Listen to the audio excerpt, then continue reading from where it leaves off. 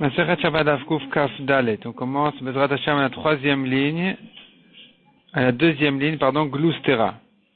Donc on est en train de voir une liste de 4 choses sur lesquelles 4 Mishnayot, sur lesquelles Rabbi Elazar a dit que ces Mishnayot là qui craignent le Mouktsé sont des choses qui a priori il n'y avait pas à craindre le Mouktsé.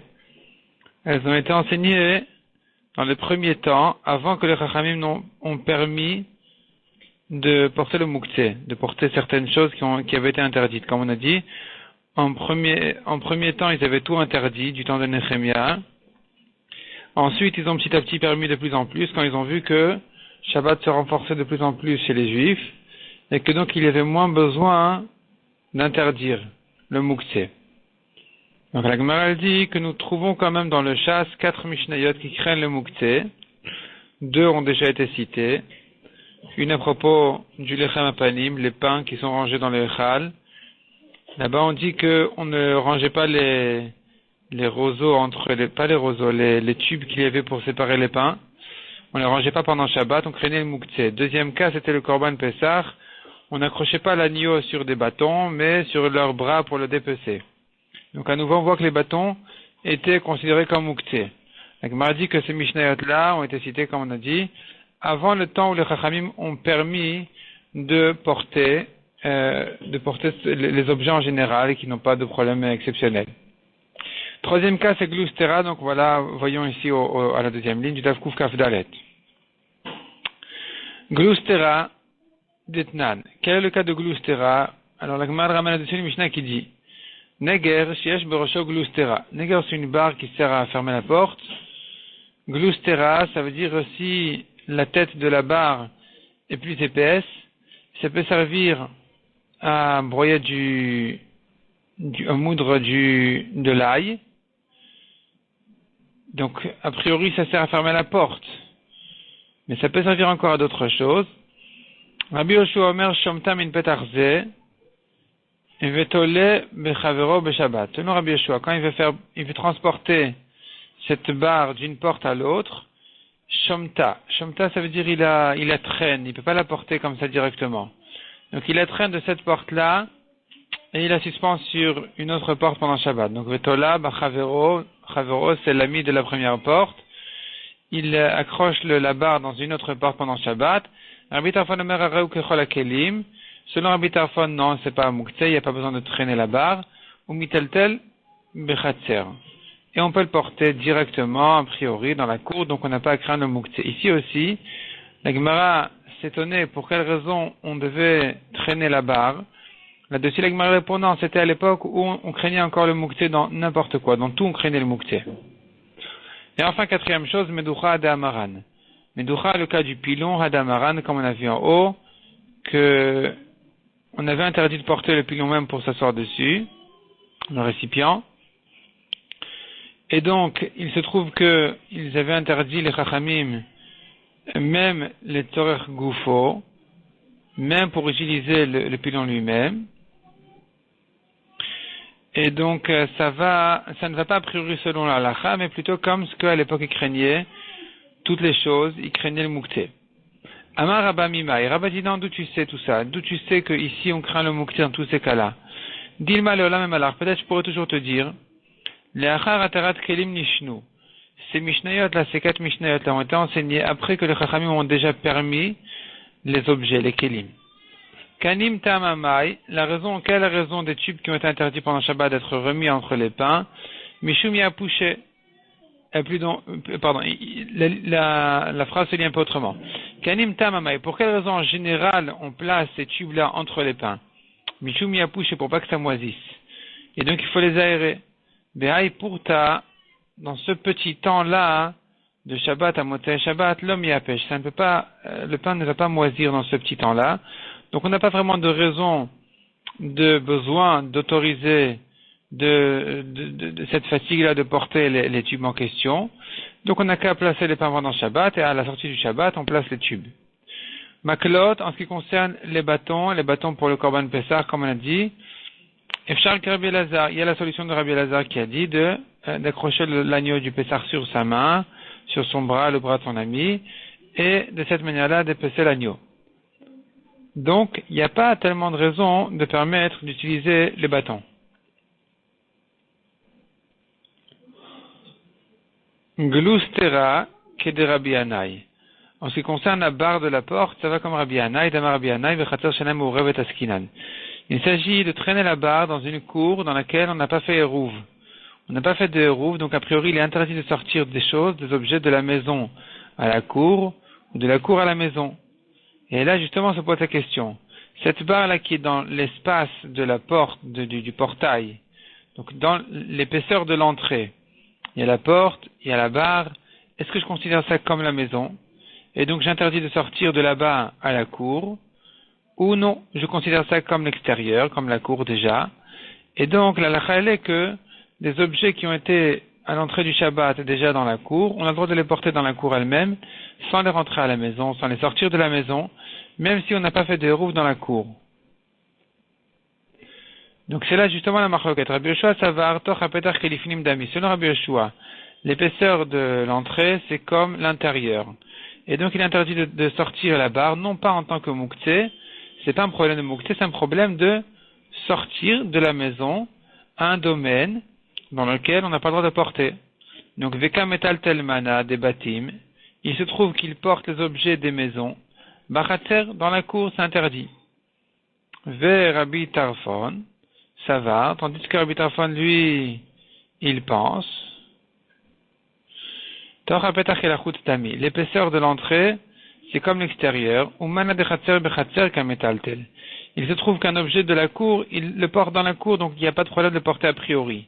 Donc selon Rabbi Yoshua, il n'y a pas de problème a priori de porter l'objet dans la cour, puisqu'il était dans la cour à l'entrée du Shabbat.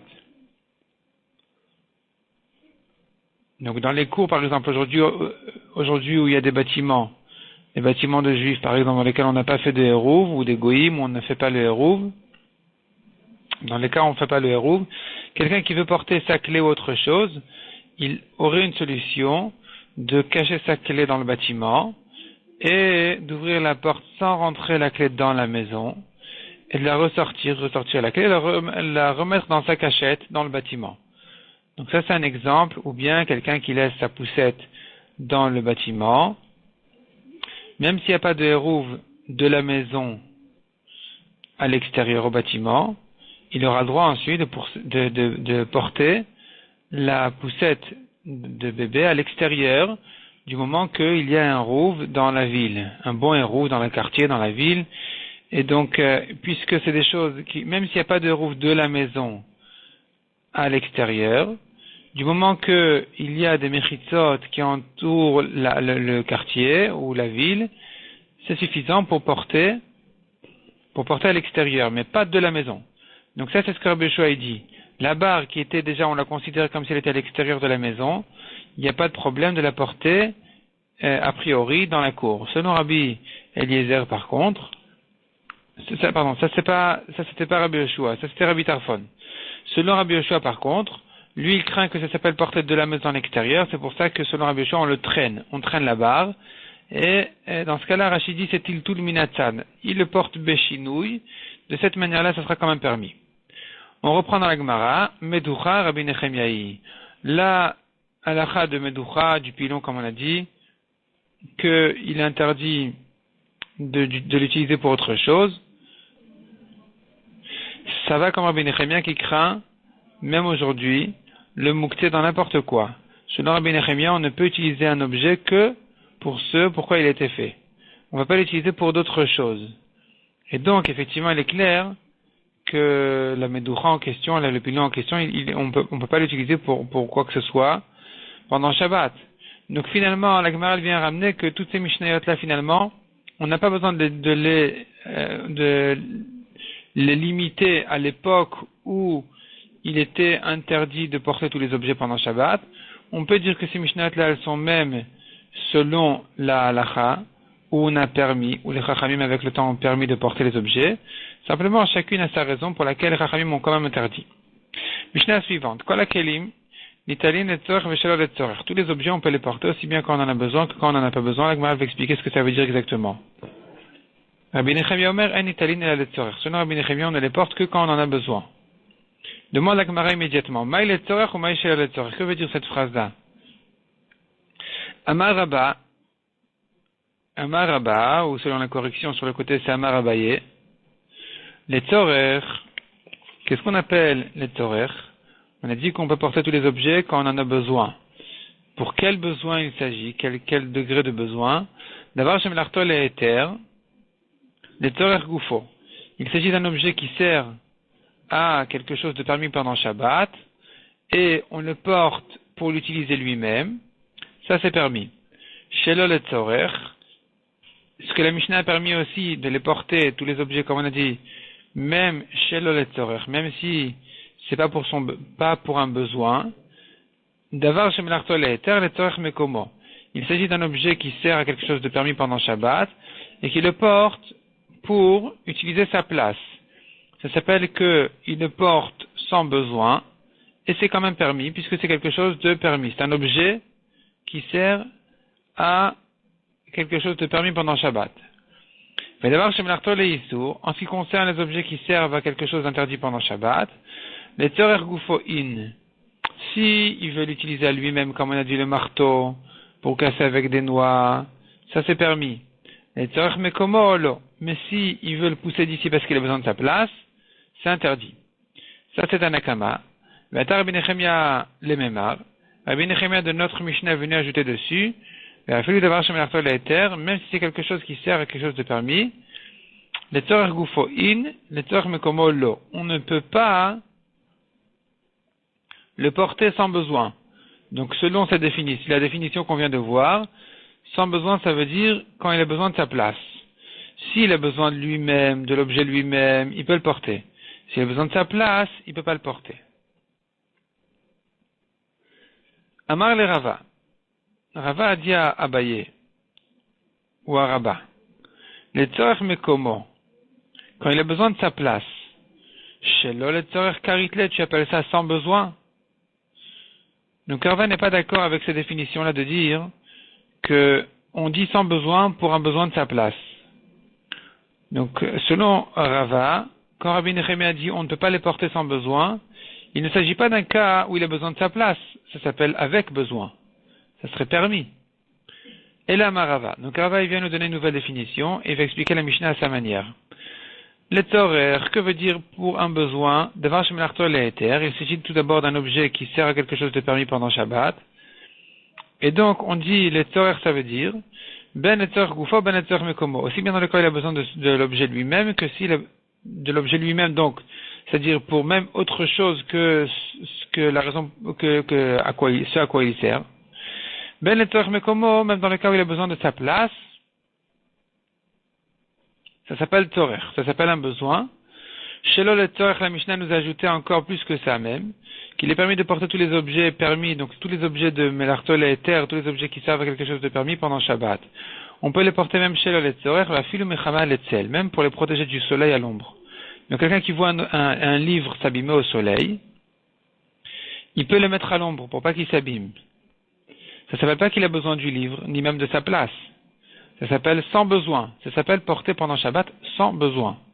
Mais puisque c'est d'avoir chez Melartol et Ether, c'est un livre de Kodesh qui sert à quelque chose de permis pendant Shabbat, on peut le lire, alors il n'y a pas de problème de le protéger et de le bouger. Mais d'avoir chez Melartol et Issour, par contre quelque chose qui sert, un objet qui sert à quelque chose d'interdit pendant Shabbat, un éplucheur ou n'importe quoi, le tzorech gufo ou le tzorech mekomo in, il est vrai qu'on a le droit de le porter quand on a besoin de lui-même pour quelque chose de permis pendant Shabbat, comme on a dit, le marteau pour casser des noix, ou le tzorech mekomo si on a besoin de sa place, c'est aussi permis. Mais chamal etzel, pour le protéger à lui-même, c'est interdit. Donc le protéger du soleil, le mettre à l'ombre, le protéger des voleurs, c'est interdit. Rabbi Nechemia est venu ajouter sur Tanakama en disant non, celui d'avoir chez Melartol et Ether, même si c'est quelque chose qui n'est pas mouktsé, quelque chose qui sert en général à ce qui est permis pendant Shabbat, le tzorech gufo le tzorech mekomo in, on ne peut le porter que pour l'utiliser à lui-même ou sa place. Mais chamal etzel lo, mais pas pour le protéger. Ça, c'est ce que pense Rabbi Nechemia, d'interdire de bouger, de porter un objet pour le protéger pendant Shabbat. Yativ Rav Safra Rava Chabaruna. Veravuna bar Hanina. Donc il y avait trois chachamim qui étaient assis ensemble, Rav Safra, Rav Acha et Ravuna. Veyatve vekeamre. Ils étaient assis, ils disaient Neraba eliba de Rabbi Nechemia. On devrait se poser la question selon Rabba, d'après Rabba, selon Rabbi Nechemia. Donc Rabba qui a donné la première définition ici, de dire que quand on n'a pas besoin de l'objet lui-même, même si on a besoin de sa place, ça s'appelle sans besoin. Selon Rabbi Nechemia, ça interdit même pour davar chez Melartol et Eter, même pour quelque chose de permis. Même une assiette, un verre, on n'aura pas le droit de la bouger si ce n'est que pour sa place. Alors d'après lui, il se posera la question, demande la Gemara. Les assiettes, ces assiettes-là, comment est-ce qu'on les porte pendant Shabbat? Quand on veut manger, ça va encore, je comprends. Mais quand on a terminé de manger, qu'on veut débarrasser la table, comment est-ce qu'on va porter les assiettes selon Rabbi Nechemia? Ça s'appelle a priori sans besoin, d'après la définition de Rabba qui dit que quand on a besoin de sa place, c'est sans besoin. Amar le Rav Safra. Rav Safra leur a répondu. Donc un de ces trois chachamim, Midedav agrav shel rei. De même qu'il en est pour un pot d'excréments qui est sale, qui est gênant, et donc s'il est placé à un endroit habité, on a le droit de sortir. Pareil les assiettes après qu'on a mangé dedans, elles sont déjà sales, et donc on est gêné d'utiliser l'endroit, donc on a le droit de les débarrasser. Amar le Abaye le Rabba. La même question a été posée par Abaye directement à Rabba. Lemar, d'après mon maître, donc Rabba qui était le maître de Abaye. Aliba de Rabbi Nechemia, selon Rabbi Nechemia se posera la question. Ces assiettes-là, comment est-ce qu'on peut les porter quand on débarrasse la table? Amar le, Rabba lui a répondu, Rav Safra Chavrin Tirgema. Donc Amar le virgule, il lui a répondu Rabba Abaye, en lui disant que voilà que Rav Safra Chavrin, Rav Safra notre ami, Tirgema, il a déjà interprété Rabbi Nechemia, selon mon avis à moi Rabba.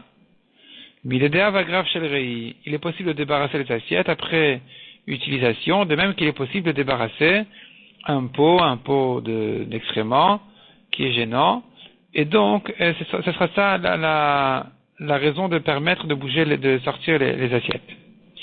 Et il va Abaye les Rava. Cette fois-ci Abaye demande à Rava. Meducha et Mesh Bashum, un pilon on a vu, s'il y a dedans de l'ail, métal telinota, on peut le porter. Vim lav en métal telinota. Sinon, on ne peut pas le porter. Il s'agit du récipient.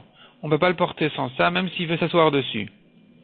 Donc selon Rava, se posera la question. Rava qui lui a permis, c'était la deuxième définition qu'on a vue ici après Rabba.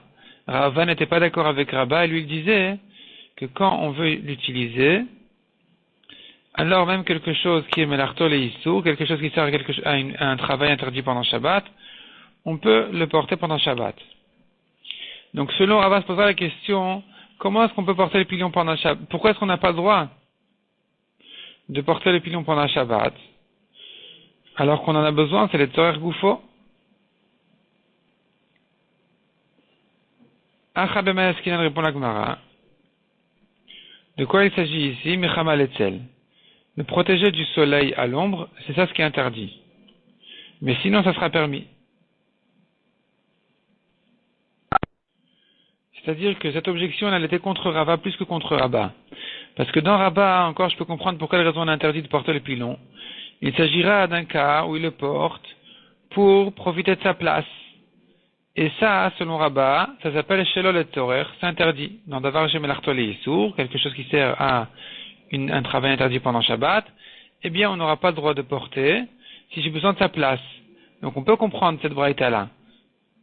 Mais selon Rava, qui permet, non seulement pour l'utiliser lui-même, mais même pour sa place, alors qu'on va comprendre l'interdiction de cette braïta-là, qui interdit de bouger le pilon pendant Shabbat.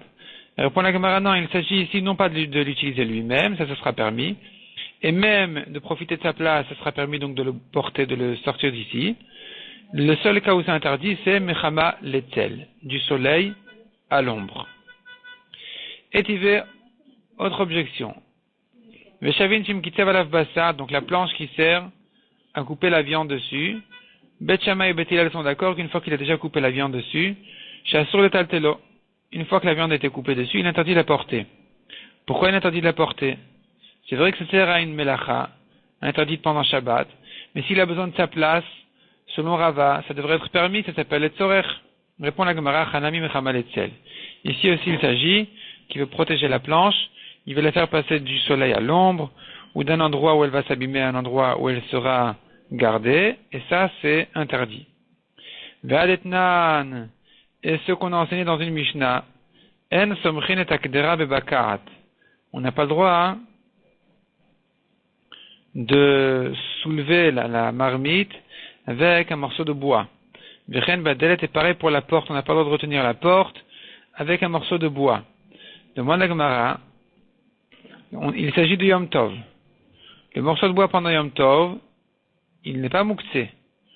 Ou plutôt, plus précisément, on va dire, c'est d'avoir chez Melartol et Éther. On a le droit, a priori, de l'utiliser pour le brûler. Puisqu'on peut brûler pendant Yom Tov. Donc demande la Gemara, Ve'abakat, pourtant ce morceau de bois-là. Le Yom Tov d'avoir chez Melartol et Éther, ou pendant Yom Tov, ça rentre dans la catégorie de d'avoir chez Melartol et Éther. Quelque chose qui est permis pendant Yom Tov.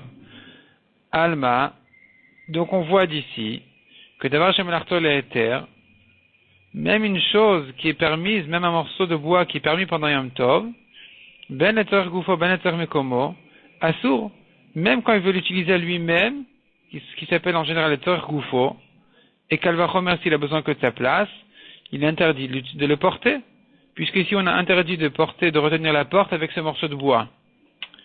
Donc comment comprendre cette halakha? On ne comprend pas ça selon personne.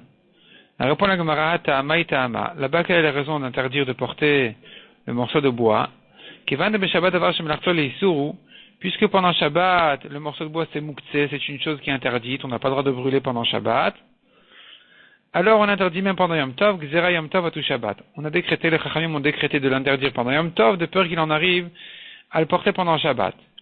Vechitema, si tu veux dire Shabbat Goufeti Shtere, mais on devrait le permettre même pendant Shabbat, puisqu'il est en train de l'utiliser à lui-même. Or, on a vu que même d'avoir chez Melartolé sourd, même un morceau de bois qui pendant Shabbat, il est interdit, on ne peut pas le brûler. On peut quand même en profiter quand on l'utilise à lui-même ou à sa place. Donc ici, que je veux poser la marmite dessus ou bloquer la porte avec, ça devrait être permis. Dea d'avoir chez Melartolé sourd, puisque c'est une chose. C'est vrai que c'est un davar shem l'artolé sourd, c'est une chose qui sert à quelque chose d'interdit. Mais c'est le tzorech gufo, le tzorech mekomo shari. Quand j'ai besoin de lui-même ou de sa place, c'est permis. Répond la Gemara, Nemile, quand est-ce qu'on dit ça? Echadeka torat kli alav. C'est que si c'est considéré comme un objet. Echadeka torat kli alav, lo. Mais si c'est pas considéré comme un objet, comme des pierres, comme des morceaux de bois jetés, qui n'ont pas du tout de statut d'objet, c'est un mouktsé plus chamour, c'est un mouktsé plus grave, plus strict qu'un mouktsé classique. Nous avons un kli. Donc finalement aujourd'hui, si on veut un petit peu ranger les idées, on a 3 degrés, jusqu'ici on a vu 3 degrés de mouktsé. On a vu le degré le plus facile, qui s'appelle pas mouktsé, c'est davar chez Melartol et Éther. Il s'agit d'un objet qui sert à quelque chose de permis pendant Shabbat, où là on a vu que selon Rabbi Nechemia, on n'aura pas le droit de le protéger du soleil à l'ombre. Mais sinon, tout le reste est permis. Donc, selon Tanakama, tout est permis. Selon Rabbi Nechemia, il est permis de l'utiliser, mais pas de le protéger du soleil à l'ombre. Selon l'explication de Rava, tout ça. Là, ensuite, deuxième degré de moukté qu'on a vu, c'est Kli Shem Lartol Issour. Un objet qui sert à un travail interdit. Ça, c'est déjà un peu plus strict comme halakha de moukté. Là, on dira que on ne peut l'utiliser que le tzorech gufo ou mekomo, pour utiliser lui-même ou utiliser sa place. Donc celui qui voit un stylo sur sa table de Shabbat, il pourrait, s'il n'a pas le choix, le retirer de sa table et le mettre à l'extérieur, le mettre ailleurs. Pourquoi? Parce que ça s'appelle kili shem alartolé issour, c'est un objet qui sert à un travail interdit. Le tzorech mekomo, il veut poser ici son kidouche, son verre de kidouche, et donc il aura le droit éventuellement de porter ce stylo-là pour le retirer de la table. Ici, on a un 3e degré de mouktsé, plus grave que tout ça, qui est quelque chose qui n'a pas du tout de statut de kli. C'est pas un objet, c'est un morceau de bois. une brindille, un morceau, une pierre, ces choses-là, il y en a encore d'autres qui rentrent dans cette définition. Un mort, des pièces, tout ça sont les exemples classiques d'un muktzeh mahmat gufo. C'est le muktzeh, il est muktzeh à cause de lui-même. Lui-même qui n'a aucune utilité généralement.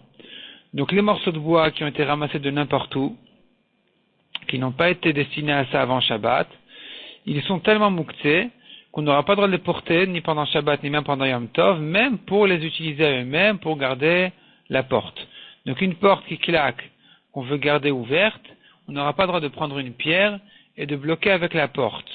C'est pas un cliché melartolé issour. On aura le droit éventuellement de prendre un objet qui sert à un travail interdit, ça oui, mais pas une pierre, parce que la pierre c'est pire que tout ça.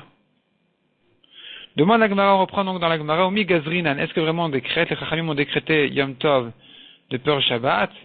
Donc on reprend. On a vu que le morceau de bois pendant Yom Tov, il est, a priori, il devrait pas être muktzeh du tout, parce qu'il sert à être brûlé. Malgré tout, les Chachamim l'ont interdit de peur que on le porte pendant Shabbat. Or, ici se posait la question, mais même pendant Shabbat, on devrait permettre de le porter pour l'utiliser à lui-même. Et on a répondu non, ça s'appelle pas un objet qui sert à un travail interdit, c'est pas un objet du tout. Donc c'est interdit pendant Shabbat, et là-dessus, on a décrété Yom Tov de peur Shabbat. Demande à Gemara Omi Gazrian, est-ce que vraiment on décrète Yom Tov de peur qu'il en arrive à le porter pendant Shabbat? Vatnan. Or, nous avons une Mishnah qui dit Mashilin perot derech haruba beyom tov. On a le droit de faire tomber des fruits du toit par la haruba. Haruba, c'est une fenêtre qu'il y avait dans le toit. Donc, c'est pas une cheminée vraiment. C'est comme une cheminée. C'est-à-dire, en fait, c'est une fenêtre au plafond. Et donc, il pousse les fruits du toit jusqu'à ce que ça tombe dans la maison. Beyom tov avalo beshabbat. Pendant Yom Tov, c'est permis. C'est pas une trop grande fatigue qui serait interdite pendant Yom Tov. Pendant Shabbat, c'est quand même interdit. Et là, on voit que on ne décrète pas Yom Tov à tout Shabbat. On ne décrète pas Yom Tov de peur qu'il en arrive Shabbat à faire la même chose. Alors, tu vois qu'on ne fait pas cette gzera. La Gemara, maintenant, elle se retourne dans l'autre sens. Alors, au milieu de Gazrina, tu veux dire alors qu'on ne fait pas de gzera de Yom Tov? On ne fait pas de gzera de Yom Tov de peur qu'il en arrive à le faire Shabbat, Vatnan. Or, nous avons une Mishnah qui dit, El ben Yom Tov le Shabbat et la ochel nefesh bilvad. On a comme différence entre Yom Tov et Shabbat, les seules différences qu'il y a entre Yom Tov et Shabbat, c'est ochel nefesh. C'est-à-dire que pendant Yom Tov, on a le droit de préparer la nourriture, de faire même des melachot, des travaux interdits pour préparer la nourriture pendant Yom Tov, c'est permis. Pendant Shabbat, c'est interdit même de cuire. Et donc, on voit que on décrète oui, tout le reste est interdit Yom Tov, de peur qu'il s'habitue à le faire pendant Shabbat. Donc finalement, on se trouve maintenant face à quelques mishnot contradictoires. Est-ce que on est gozer, on fait une gzera, on fait pas de gzera? On a vu en ce qui concerne le morceau de bois qu'on a fait une gzera. On a vu en ce qui concerne les fruits, on ne fait pas de gzera. On peut les faire tomber pendant Yom Tov par la fenêtre, mais pas pendant Shabbat. On a vu une troisième Mishnah où on fait une gzera. On a dit que les seules différences entre Yom Tov et Shabbat, c'est ochel nefesh, ce qui est nécessaire pour la nourriture. Répond la Gemara Marav Yosef lo Kashia. Rabbi Eliezer, Rabbi Yoshua. C'est-à-dire que il faudrait dire en réalité que cette question à savoir est-ce qu'on fait une gzera de Yom Tov pour Shabbat ou pas, c'est en réalité la marloquette de Rabbi Eliezer et Rabbi Yoshua. Détania, on voit dans une braïta, Otov et Benosh naflu labor, une vache et son veau qui sont tombés dans un puits. Et voilà Yom Tov, il veut les sortir du puits pour pas qu'ils aient de problèmes là-bas, pour pas qu'ils meurent là-bas, ou pour pas qu'ils s'affament là-bas. Et donc il ne sait pas comment les sortir de là-bas pendant Yom Tov, alors qu'il n'en a pas besoin. Si c'était deux vaches, il aurait pu les sortir les deux, et leur faire la shrita, et les manger pendant Yom Tov, il n'y aurait eu aucun problème. Mais là où c'est la vache et son veau, il n'a pas le droit de faire la shrita de la mère et de son fils le jour même. C'est interdit de la Torah. La Torah dit, Veshor ose, otov et beno, lot ishratu b'yam echad. Donc on n'a pas le droit de faire la shrita de la mère de son fils le jour même. Alors ici, il a besoin de les sortir. Comment il va faire? Rabbi Eliezer Omer Malet Arishon Almenat le Shorto. Rabbi Eliezer dit, il sort le premier pour lui faire la shrita, ve Shorto, il lui fait effectivement la shrita. Vacheni Asela Parnasalim Komo, et le deuxième, il lui envoie sa parnassa à sa place, donc le veau ou la vache. Il lui envoie sa parnassa et il la jette dans le trou, dans le puits. Mishvil Shelo Yamut, afin qu'il ne meure pas. Rabbi Yoshua Omer Malet Arishon. Rabbi Yoshua dit non, il n'y a pas besoin tellement de se casser la tête. Malet Arishon Almenat le Shorto. Il fait monter le premier qui sort avec l'intention de le manger, de lui faire la shrita. Veno Shorto. Une fois qu'il est en, il dit non, il n'est pas si bon que ça. Peut-être que le deuxième il est meilleur. Ou Maharim. Et donc il fait cette ruse là. On Malet Hasheni. Et il fait monter le deuxième en disant voilà, je préfère certainement le deuxième. Il me paraît mieux que le premier. Ratzaz et Shochet. Une fois que les deux sont en haut, il choisit lequel des deux il préfère, auquel des deux il fait la shrita. Donc la Gemara a tendance de comparer notre question à savoir est-ce que pendant Yom Tov on fait une xéra de peur Shabbat ou pas, qu'en réalité ça dépend de la marloquette de Rabbi Eliezer et Rabbi Yoshua. Rabbi Eliezer qui était plus mahmir dans Yom Tov, qui a dit de ne pas monter le deuxième, lui, il va faire une xéra de Yom Tov aussi. Il va faire une xéra d'interdire Yom Tov pour pas qu'on s'habitue pendant Shabbat. Par contre, Rabbi Yoshua, qui ne craint pas ça, lui, il va pas craindre non plus pendant Yom Tov. Il va pas faire de xéra de Yom Tov de peur qu'il en arrive à le faire pendant Shabbat.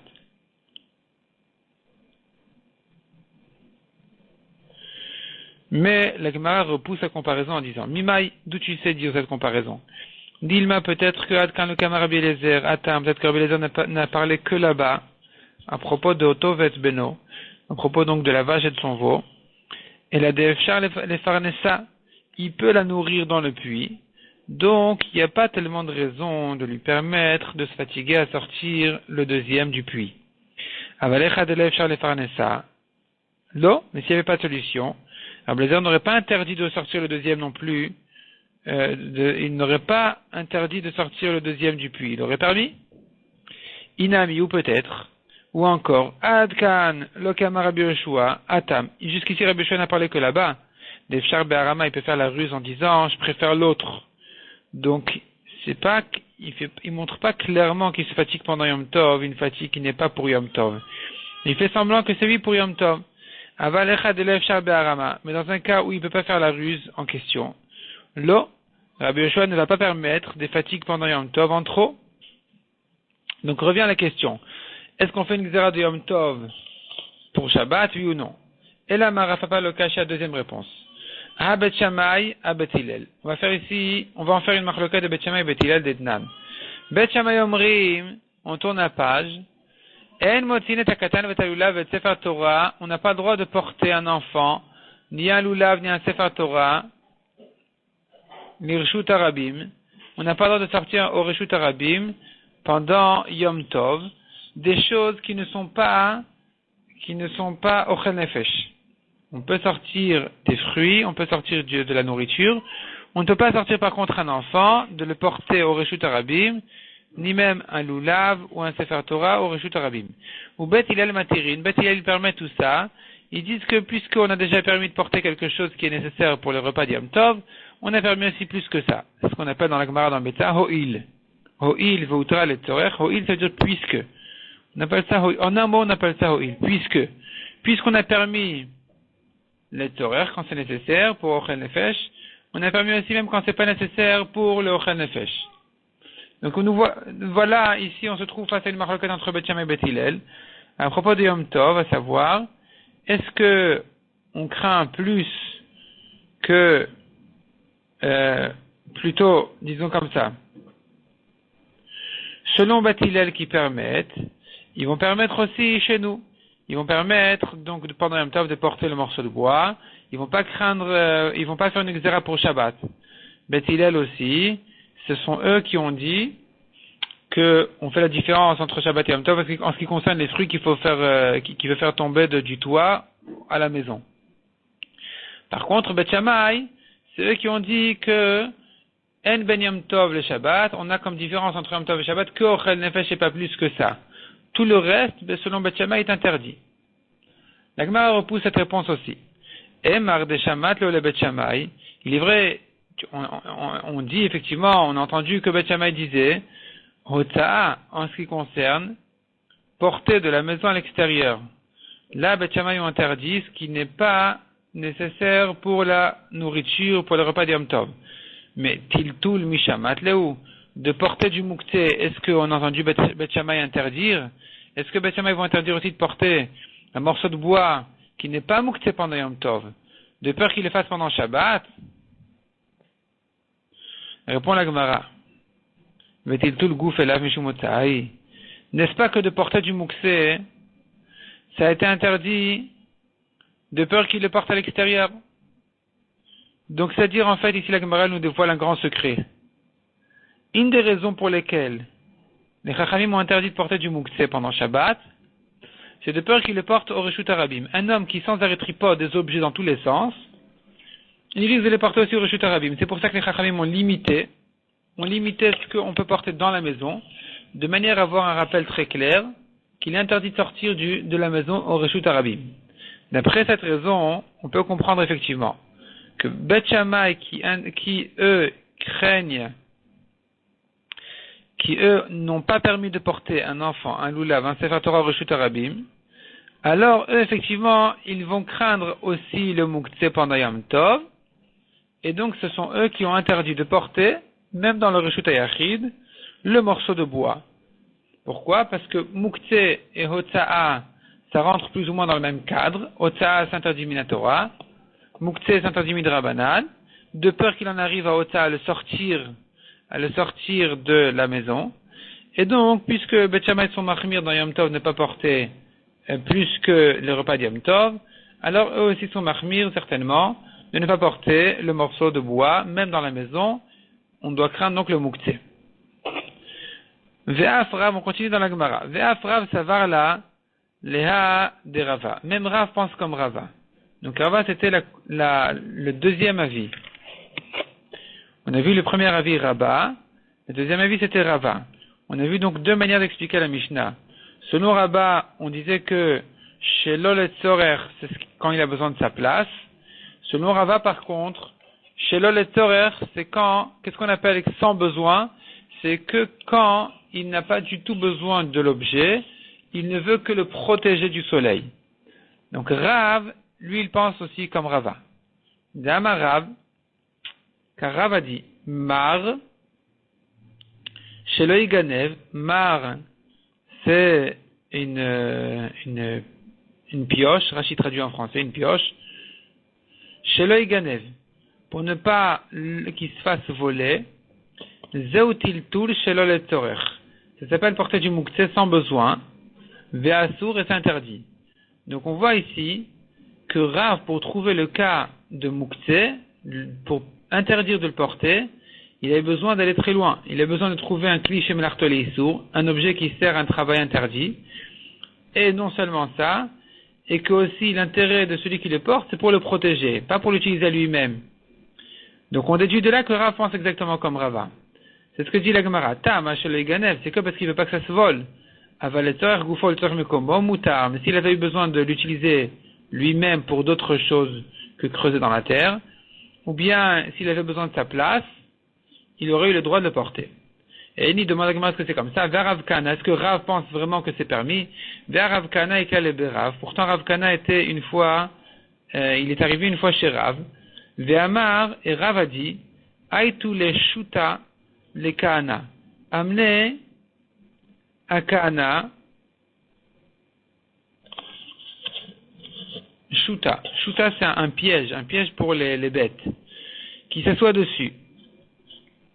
Les Tevalé qui s'assoit dessus. Donc on voit clairement, ou plutôt la Gemara elle veut déduire de là, pourquoi est-ce que Rav a eu besoin de préciser que c'est pour qu'il puisse s'asseoir dessus? N'est-ce pas que c'est pour nous dire que c'est que pour l'utiliser que c'est permis, mais pour sa place ça serait interdit? Lave les mêmes rats. N'est-ce pas que ça vient nous dire, on commence les grandes lignes. Et d'abord, je me l'artole les issour, qu'un objet qui sert à un travail interdit, c'est c'est que parce qu'il a besoin de l'utiliser à lui-même pour s'asseoir dessus que ça a été permis. Mais pour sa place, ça aurait été interdit? Répond la Gemara, non. Il n'y a pas de contradiction dans Rav. Donc on reprend. La Gemara ici, elle est en train en fait de souligner une contradiction dans les paroles de Rav. Rav qui d'une part pensait comme Rava, que il est permis, même les tzorech mekomo, on interdit de porter la pioche que pour la protéger, pour pas que ça se fasse voler, mais pas pour sa place. Si j'ai besoin de sa place, il serait permis de porter.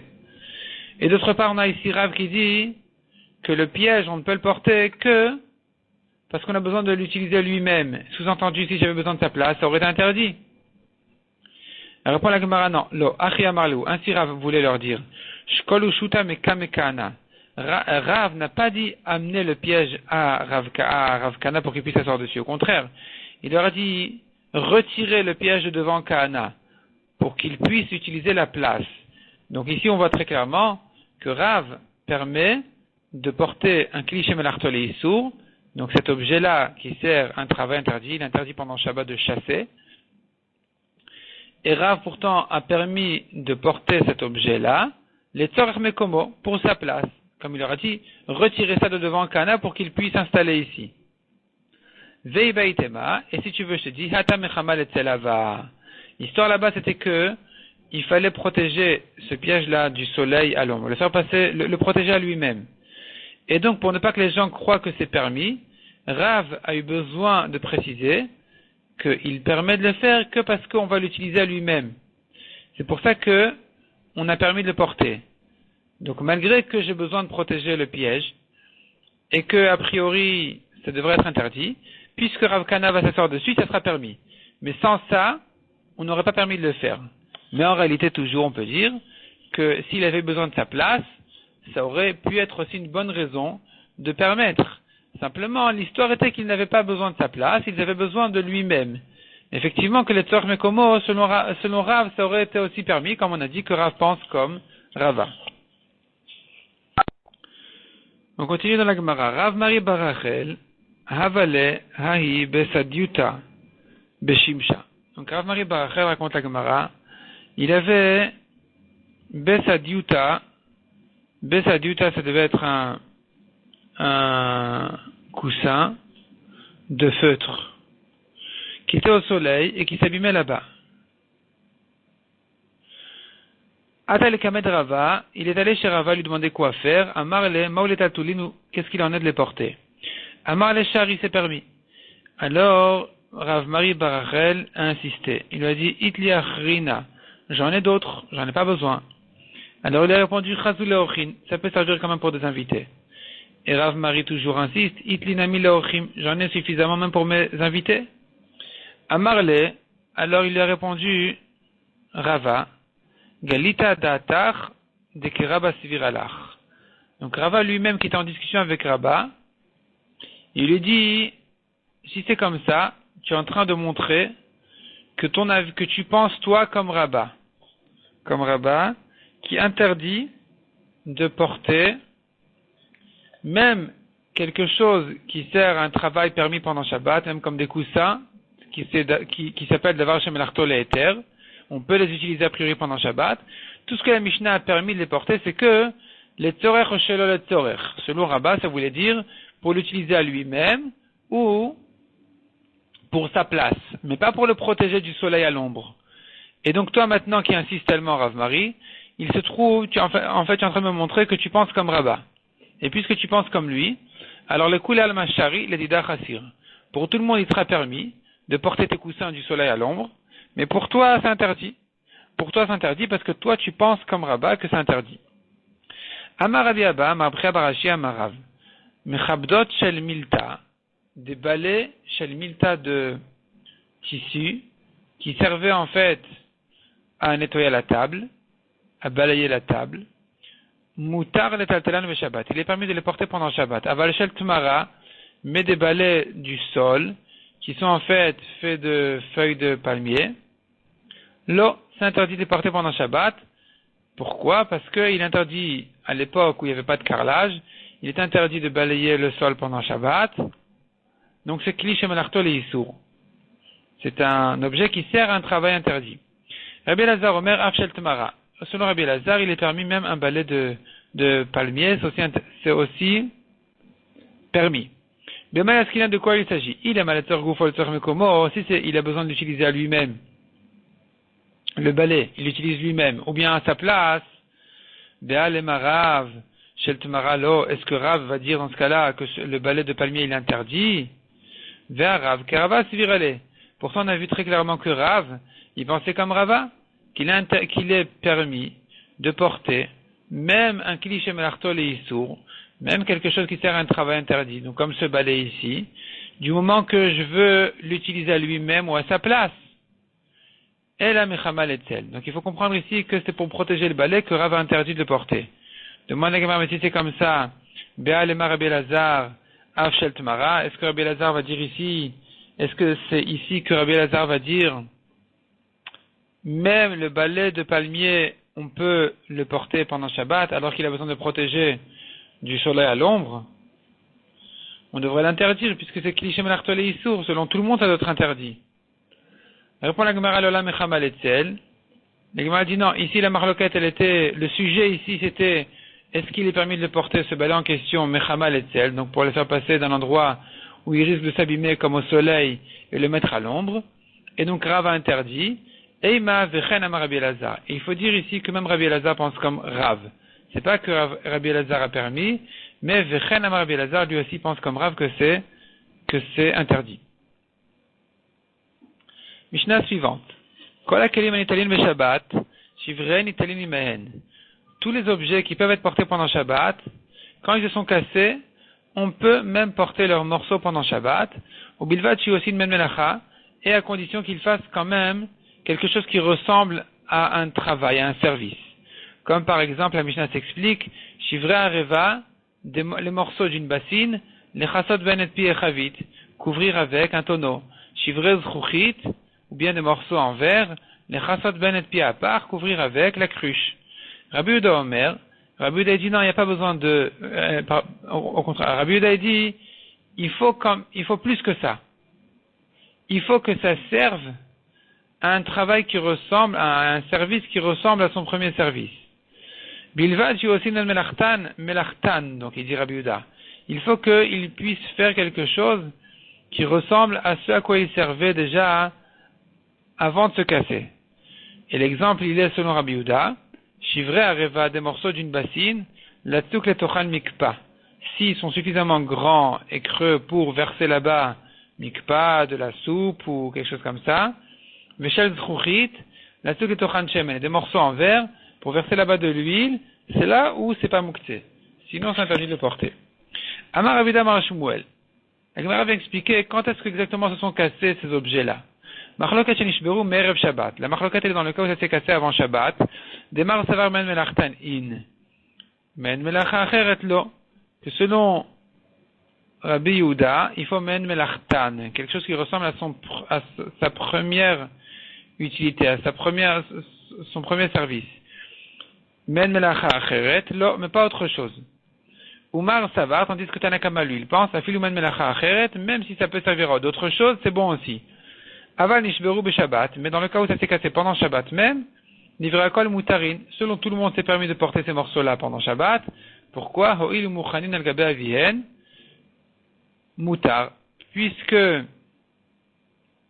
ils étaient à l'entrée du Shabbat, ils étaient muchanim, donc muchanim on sait bien, c'est le contraire de muktzeh. Ça veut dire ils étaient prêts à être utilisés.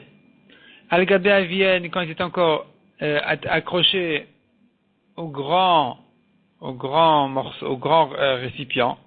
Donc on a dit ça s'est cassé pendant Shabbat. À l'entrée du Shabbat, il y avait l'objet entier, et donc ce morceau-là qui va se casser pendant Shabbat, il peut servir à l'entrée du Shabbat, il est mukhan, il n'est pas muktzeh, puisque il peut être utilisé normalement, en même temps que l'objet entier. Ce qu'on appelle avien, c'est le père, l'objet, c'est le père des morceaux. Et puisque à l'entrée du Shabbat, ça pouvait servir, alors, même quand ça s'est cassé, puisque à l'entrée du Shabbat, c'était pas muktzeh, ça reste pas muktzeh, ce morceau-là, donc il peut être porté pendant Shabbat. même selon tout le monde, même s'il ne peut pas servir à la même chose qu'il servait à l'entrée du Shabbat. Motiv Rav Zutrai vient objecter. Masikin bekelim, ven masikin meshivre kelim. On a le droit pendant Yom Tov de brûler des objets entiers. Donc celui qui veut faire un feu pendant Yom Tov, il prend sa chaise et il la met au feu. Mais pas des morceaux, pas des shivre kelim, pas des morceaux qui sont cassés, pas le pied de sa chaise qui s'est cassé, ça il peut pas le jeter au feu. Des nishberu et mat, ça s'est cassé quand? Il est mat des nishberu merev Yom Tov, si ça s'est cassé avant Yom Tov. Et Timbe Almani nous quel problème de brûler pendant Yom Tov? C'est des morceaux de bois qui peuvent être utilisés, qui peuvent être brûlés pendant Yom Tov. Quel problème? On peut les brûler. Et alors si ça s'est cassé? Et la lave Yom Tov. Donc il faut dire non, ça s'est brûlé pendant Yom Tov même. Uktan et or on a vu ici. Masikin bekelim, ven masikin meshivre kelim. On peut brûler les objets entiers, mais pas les morceaux. Donc ici on voit que même ce qui s'est cassé durant Yom Tov,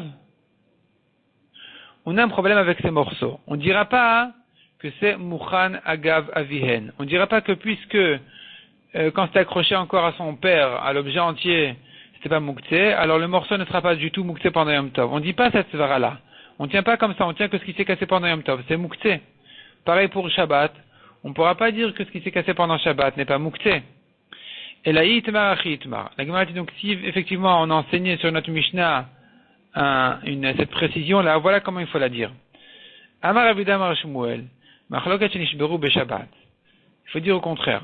Toute la Machloket elle est que dans le cas où ça s'est cassé pendant Shabbat, des Mar Savar Mouchanu, ou Mar Savar Noladu. La Machloket elle est à savoir, est-ce que les morceaux, ils s'appellent Mouchan, ils s'appellent qu'ils étaient prêts à être utilisés à l'entrée du Shabbat, donc c'est pas Mouktsé, ou non, ou bien on dit c'est Nolad, un morceau qui s'est cassé à tel point qu'il ne peut plus servir à ce à quoi il servait à l'entrée du Shabbat, ni même à quelque chose qui ressemble à ça.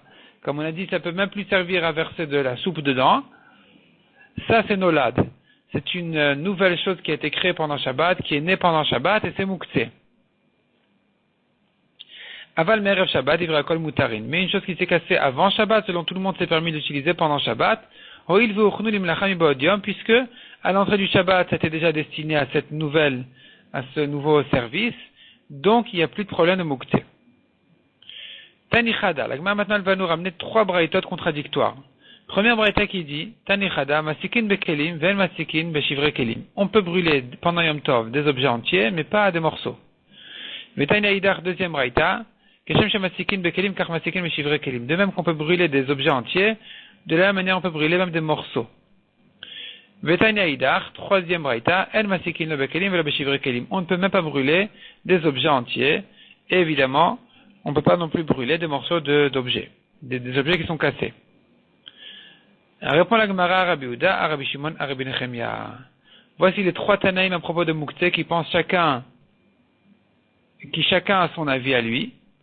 Rabbi Nechemia qui est le plus mahmir que tout le monde, qui dit, comme on l'a vu dans la Mishnah précédente, qu'on ne peut utiliser un objet que pour ce à quoi il est destiné.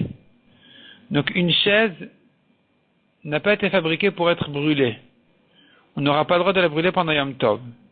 C'est la 3e braïta qui a dit qu'on ne brûle ni des objets entiers, ni des objets qui se sont cassés.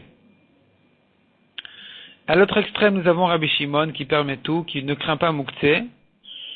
Et lui, il n'a pas ni Mouktsé, ni Nolad. Rabbi Shimon va permettre aussi bien de brûler des objets entiers que des morceaux. Et au milieu, nous avons Rabbi Yehuda qui craint Mouktsé en général, mais pas tout. Alors lui, il va dire qu'un objet entier, c'est pas Mouktsé, c'est une chaise. Il n'y a pas de problème de Mouktsé ici, donc de brûler la chaise, c'est pas un problème. Il pense pas comme Rabbi Nechemia qui ne permet d'utiliser des objets pendant Shabbat et Yom Tov que pour ce à quoi ils servent. Il permet de l'utiliser pour n'importe quoi. Rabbi Yehuda. Donc à partir du moment où la chaise n'est pas Mouktsé, je peux même la brûler pendant Yom Tov. Par contre, si elle s'est cassée, eh bien ces morceaux sont interdits. Amar Rav Nachman, Hanel livne de ishtayur mi binyana, ces briques-là qui sont restées de la construction, Sharilet al-tulinu, on a le droit de les porter, de chazul et misgalayou, car on peut s'asseoir dessus. Sharginu, mais s'il les a bien rangés, Vadayaktinu, là c'est sûr qu'il les a rendus Mouktsé, parce que s'il les a bien rangés, il vient nous montrer qu'il a l'intention de les garder pour une autre construction, donc c'est Mouktsé, c'est interdit. Amar Rav Nachman Amar Shmuel. Cheres Ktana, un petit morceau d'argile. Moutar le tatel bachatzer. On peut le porter dans la cour. Aval be carmélite lo, mais pas dans un carmélite. Alors la cour c'est Reshut Yachid. Carmélite, c'est un endroit qui est interdit midirabanan car il ressemble un petit peu à un Reshut Arabim. Et donc le morceau d'argile en question, il peut servir à couvrir une saleté. Dans la cour, c'est fréquent, c'est pas Mouktsé. Dans le carmélite, c'est moins fréquent de voir des saletés parce que les gens ne s'assoient pas là-bas. Et donc, on n'a pas le droit de porter ce morceau d'argile parce qu'il est Mouktsé. Puisqu'il ne peut pas servir dans le carmélite à couvrir des saletés, il n'y a pas vraiment de saleté là-bas. Les gens y passent et ils s'attardent pas là-bas. Rav Nachman dit Amar, Rav Nachman lui-même, il pense pas comme ça, et lui il dit Afilou be carmélite. Même au carmélite, on a le droit de porter le morceau d'argile parce que les gens peuvent quand même s'attarder là-bas. Et donc, c'est pas vraiment un Reshut Arabim. Les gens, des fois, ils s'assoient là-bas. Et donc, ils peuvent cracher par terre. Ils auront besoin, effectivement, de ce morceau d'argile pour couvrir ces saletés. Aval Reshut Arabim, l'homme n'est pas dans le Reshut Arabim. Verava Amar, Afil Reshut Arabim. Selon Rava, même dans un Reshut Arabim, il est permis de porter le morceau d'argile. Ve'azar Rava l'etame. Et Rava suit son avis. De Rava Hava Keazil Beritka de Mechouza. Et le Gemara ramène là-dessus une histoire de Rava qui marchait Beritka de Mechouza. Ritka, Mechouza c'est le nom d'une ville. Ritka c'est le nom de la rue. Donc c'est un Reshut Arabim. Et Itvasai Mesane Tina. Se sont salis ses chaussures avec de la boue. Atasham est venu son chamage, celui qui l'aidait. Shakal Chaspa, il a pris un morceau d'argile. Veka Mecha Perle, il essuyait la boue. Ramu Berabanan Kala. Et les Chachamim lui ont crié dessus. Ils lui ont crié dessus qu'il porte un morceau d'argile qui est Mouktsé. Amar, Rava a dit. Le mystère de l'ogmire migma, de l'ogmire, non seulement qu'ils ne connaissent pas la lacha, migmar nami megamre, mais encore ils se permettent de l'enseigner. Ils se permettent d'apprendre la lachot fausse. Il ou bechatzer avai, si c'était dans une cour, milo avachazia nersuye bemana, est-ce que on n'aurait pas pu se servir de ce morceau d'argile pour couvrir des récipients? Achana michazia le didi. Ici aussi dans le Reshut Arabim, ce morceau d'argile peut me servir à moi pour m'essuyer les chaussures, et donc il n'y a pas à craindre le problème de Mouktsé ici. Donc Rashi explique toute la marloquette qu'on a vue ici. Dans la cour, le morceau d'argile, il peut servir à couvrir un récipient. Donc il n'est pas Mouktsé. Dans un carmélite, il n'y a pas de récipient, parce que les gens n'ont pas le droit de porter là-bas. Et donc, d'une part, ça ne peut pas servir à ça, à couvrir un récipient, mais d'autre part, ça peut couvrir une saleté, comme si quelqu'un crachait, il pourra utiliser ce morceau-là pour couvrir. Et donc, c'est là où on a une marloquette, à savoir est-ce que c'est Mouktsé dans le carmélite ou pas. Dans le Reshut Arabim, même cracher, il n'y a pas, parce que les gens ne s'attardent pas là-bas, et donc, ils ne s'assoient pas là-bas, et donc, il y a plus de raisons d'interdire de porter le morceau d'argile, de le craindre, de le considérer comme Mouktsé. Mais Rava, lui, il pense que même là-bas, c'est pas un problème de Mouktsé, puisqu'on considère dans une cour que c'est un kli, c'est un objet, c'est pas Mouktsé, donc son statut de kli n'a pas été perdu, même quand il se trouve dans un Reshut Arabim. C'est pour ça que Rava a permis de l'utiliser, même dans le Reshut Arabim.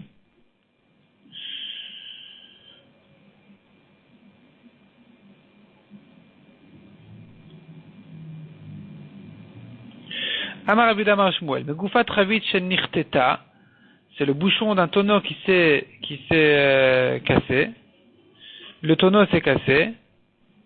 Moutar le tatel be Shabbat, on a le droit de le porter pendant Shabbat. Tanya Namiachi, Megufat Shen Nichteta hi ushvaria, Moutar le tatela be Shabbat.